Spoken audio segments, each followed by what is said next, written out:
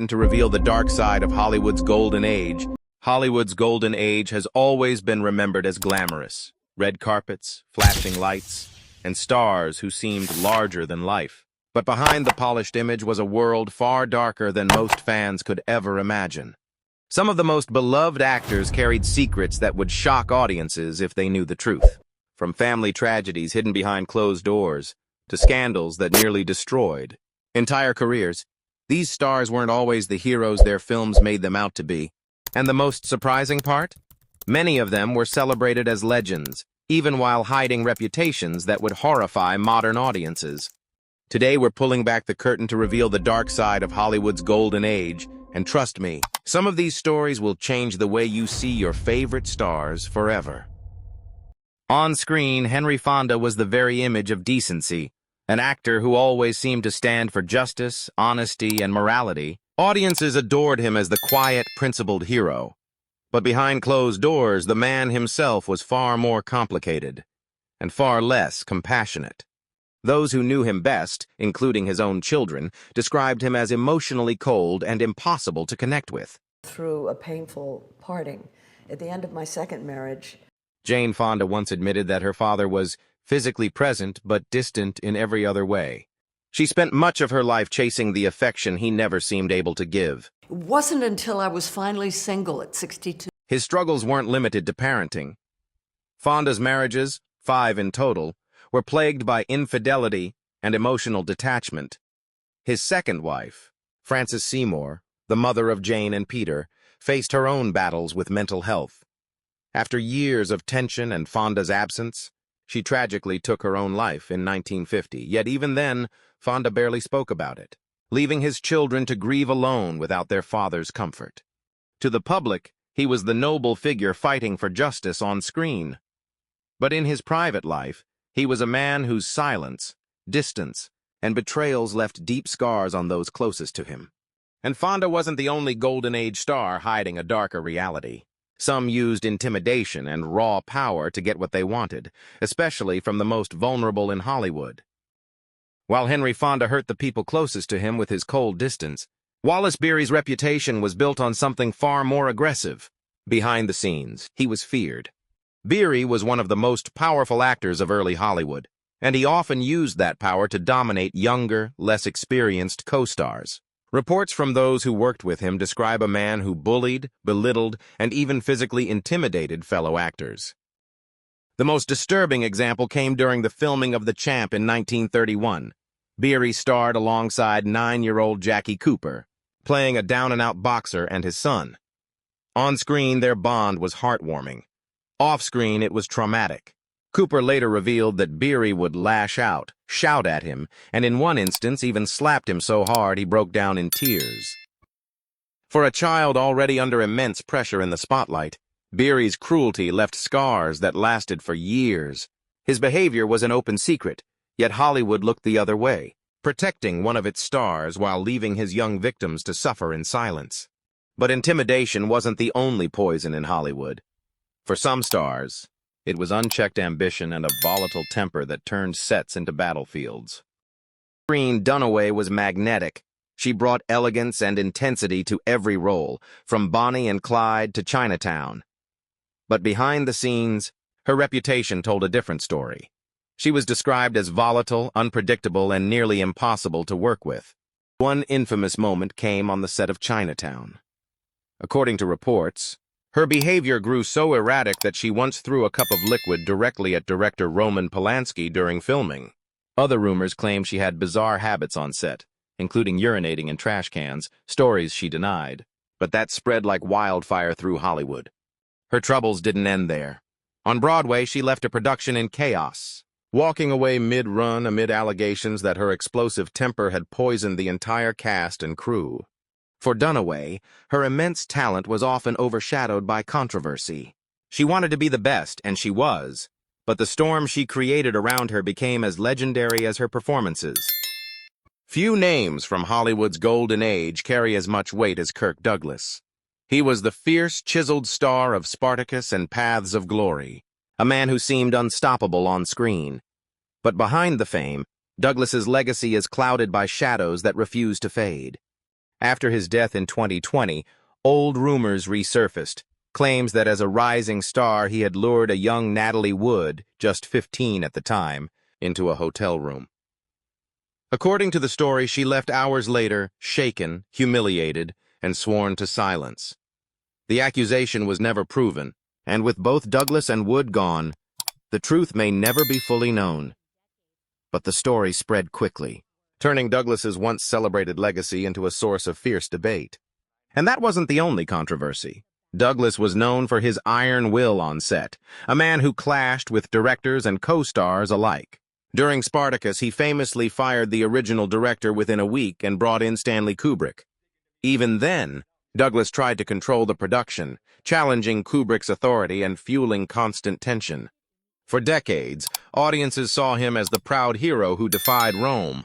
But behind the camera, he was a man whose reputation for control and darker rumors left a permanent mark on Hollywood history.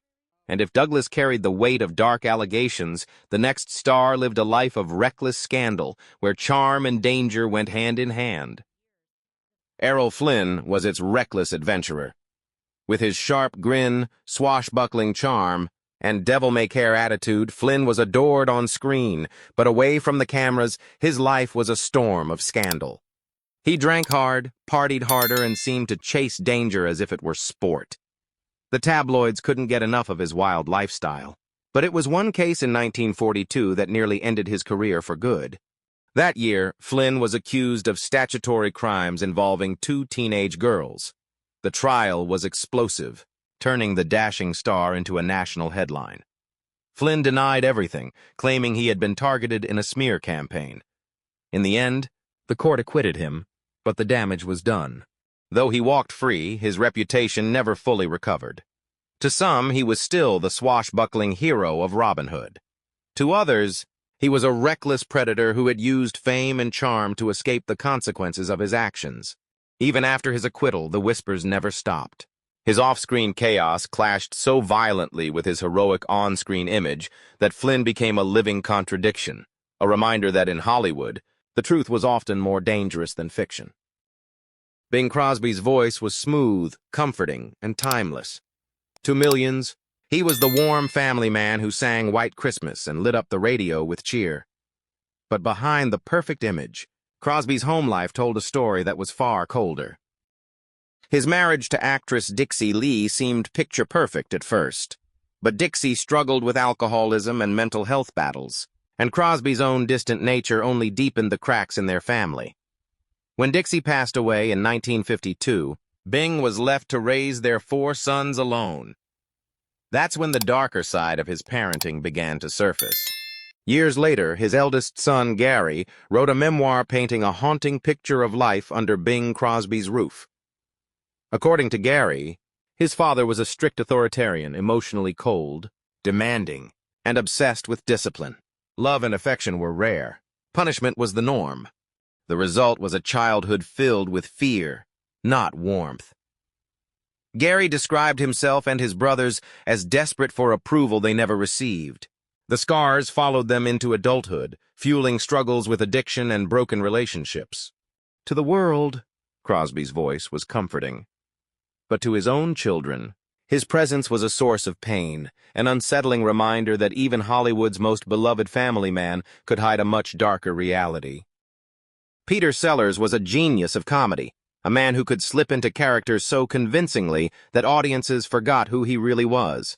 His role as Inspector Clouseau in The Pink Panther made him a legend, but behind the laughs, working with him was anything but funny. Sellers was notorious for his erratic behavior on set.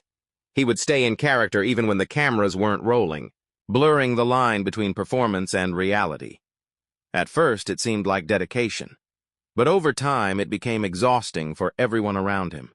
Directors and co-stars described him as unpredictable, swinging from charming to cruel in an instant. Blake Edwards, who directed the Pink Panther films, often found himself at war with Sellers.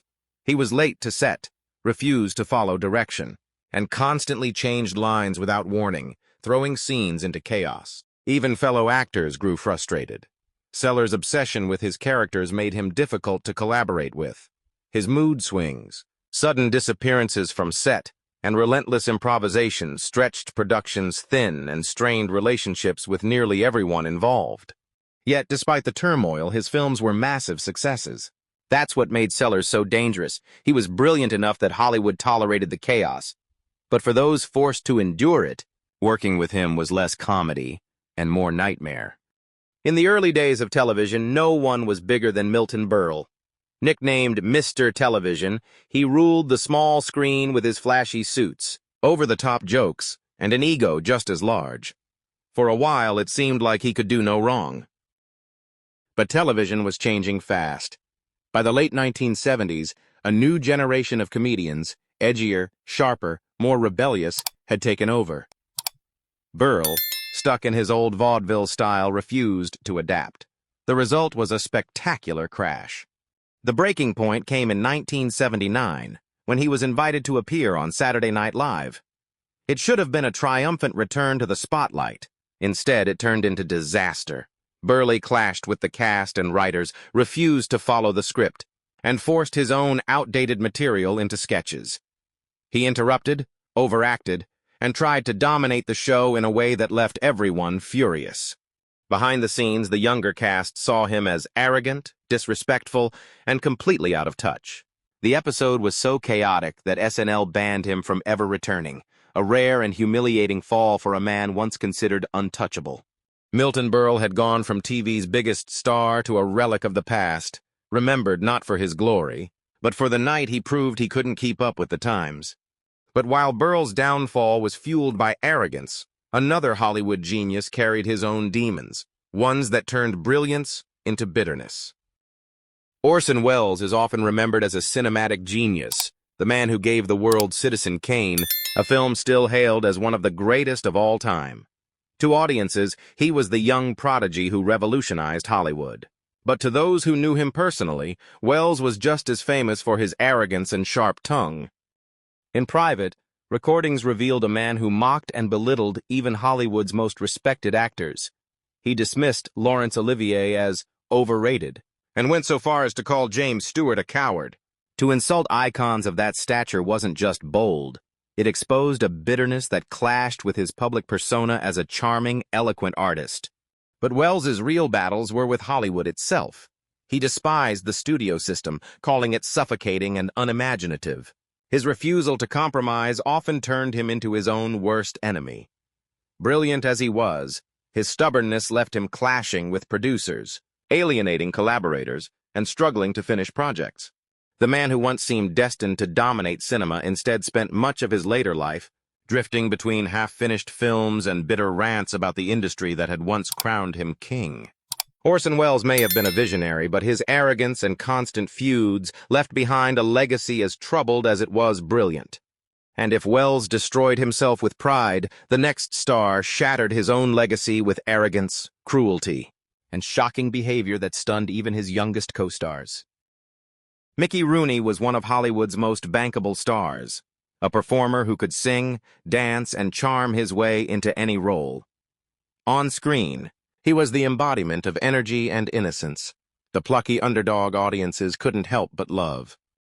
But behind the curtain, Rooney's reputation was anything but lovable. Colleagues described him as abrasive, rude, and often cruel to those around him. His worst behavior, however, surfaced during the filming of National Velvet in 1944. At the time, Rooney was paired with a 12-year-old Elizabeth Taylor, a rising star on the verge of greatness. Instead of mentoring her, Rooney allegedly treated her with disrespect, mocking her talent and behaving in ways that many later described as deeply inappropriate. Years afterward, he even dismissed Taylor publicly, calling her entitled and questioning her ability to succeed, remarks that painted him as arrogant and bitter rather than the supportive co-star fans imagined. And it wasn't just Taylor. As time went on, more colleagues came forward with stories of Rooney's cutting remarks, lack of empathy, and constant need to belittle those around him. By the time of his death in 2014, the carefully built image of America's sweetheart had been shattered, leaving behind a far more troubling portrait. Mickey Rooney's life became a perfect example of Hollywood's contradictions, where the smiling star on screen hid a personality that, to those who knew him, was far from charming. And with him, we close the curtain on some of the darkest sides of Hollywood's so-called Golden Age. Hollywood's Golden Age has long been remembered as a time of elegance, stardom, and timeless films. But behind the glow of the spotlight were stories of cruelty, arrogance, and scandal that remind us just how human and flawed these so-called legends really were. Some, like Henry Fonda and Bing Crosby, hurt those closest to them with coldness and control. Others, like Wallace Beery and Peter Sellers, poisoned the sets they worked on. And stars like Errol Flynn and Kirk Douglas carried rumors and scandals that still spark debate to this day. Together, they prove one thing. The Golden Age wasn't nearly as golden as it looked from the outside. The fame, the applause, the carefully crafted images, all of it often hid lives far darker than the characters audiences adored. So the next time you watch one of these classic films, remember, the real drama wasn't always on the screen. Which of these stories shocked you the most? Do you think Hollywood has really changed, or are the same scandals just better hidden today? Let me know your thoughts in the comments below. And if you enjoyed the darker side of Hollywood, make sure to like this video, subscribe, and hit the notification bell so you don't miss the next untold story.